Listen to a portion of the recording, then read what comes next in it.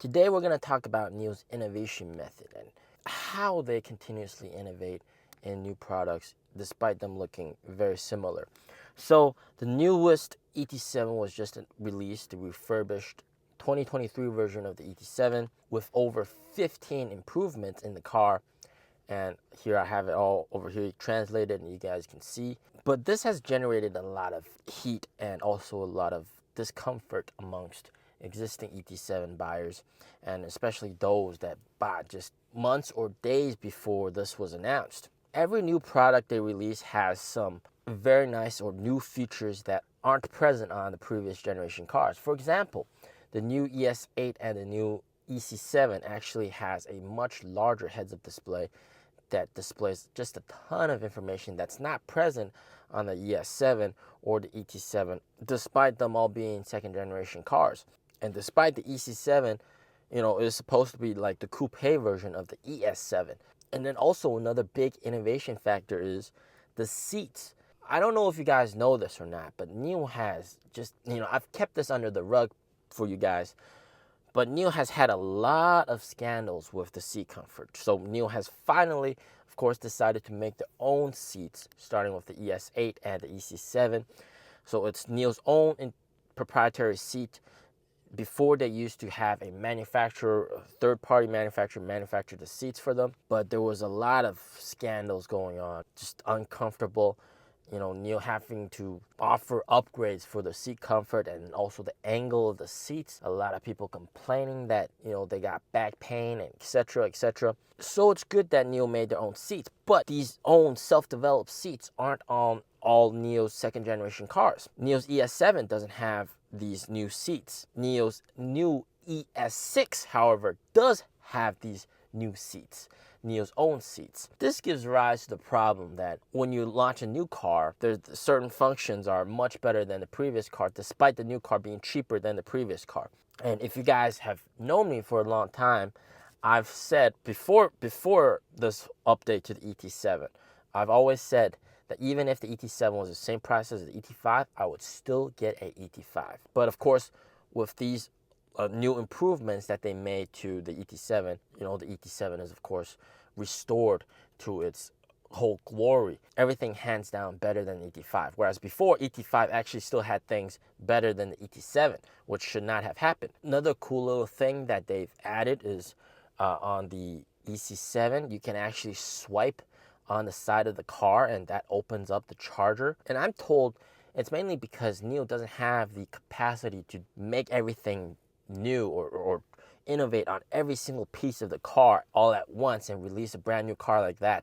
And if they did that, there would be a lot of bugs and problems, and that would be really, really bad. So they innovate bit by bit, which is expected, which is natural. But how does Tesla do it? Let's think about how Tesla does it. So whenever there's something that's improved, for example, the door handles or how the door handle works, they just update the production line. The cars are always going to be the same car, but there's always going to be improvements depending on the time that it's produced from the factory, which is a very nice way to keep things always up to date. They change bits and pieces as they innovate. Whereas with Nio, and I'm not saying this is bad, all right? Let me just be clear. Nio would keep on producing the car as it was designed from the get-go until, quite recently, they released the new 2023 version, refurbished, updated version. And what happened was, for the longest time, ET7s were produced with the weak wireless phone charger, and a lot of people were complaining the ET5 has 40. Can't you guys make it 40? And Nio kept on producing ET7s despite knowing the fact that that would be a big complaint, and despite them already receiving a ton of complaints about that. Whereas if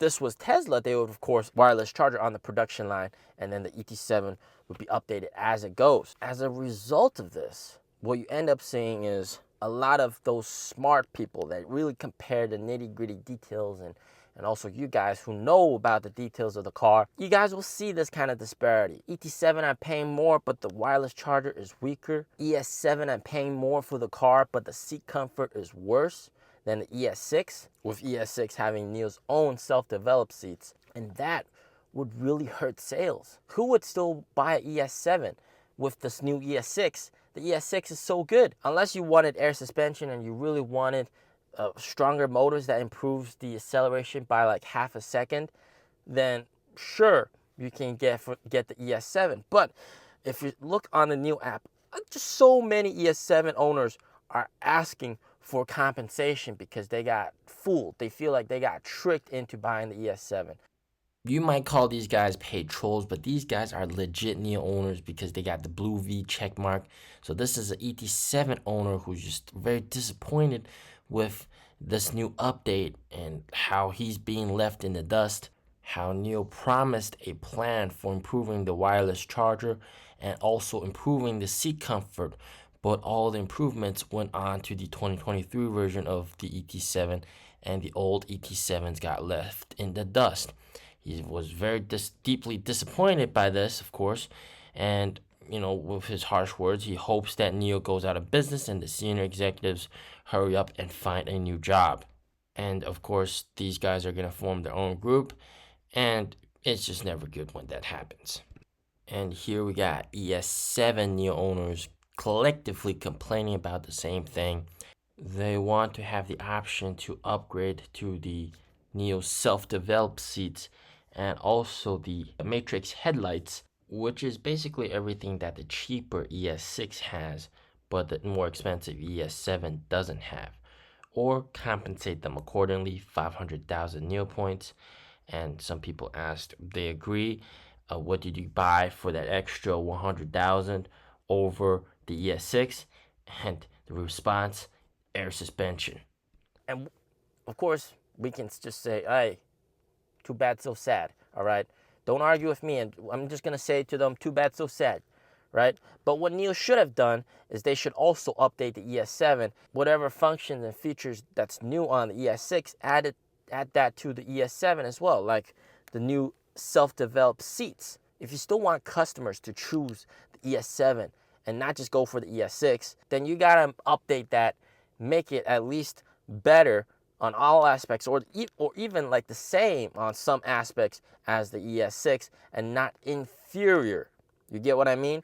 And this is the problem that I'm trying to get at, is that newer products better than older products despite the price being cheaper than the older products. And it makes the older products less enticing to purchase, hurting sales numbers. So with this one swoop, new ES6 announced, gonna sell like hotcakes for sure, hands down. But that also means the ES7, yeah, it's gonna be a hard sell for the ES7. It's gonna be very hard to convince someone to buy the ES7. There's absolutely no reason why Nio couldn't have added the 40-watt phone charger when they've already announced the ET5. Think about it this way: when ET5 was announced, they already had the 40-watt phone charger in the ET5, right?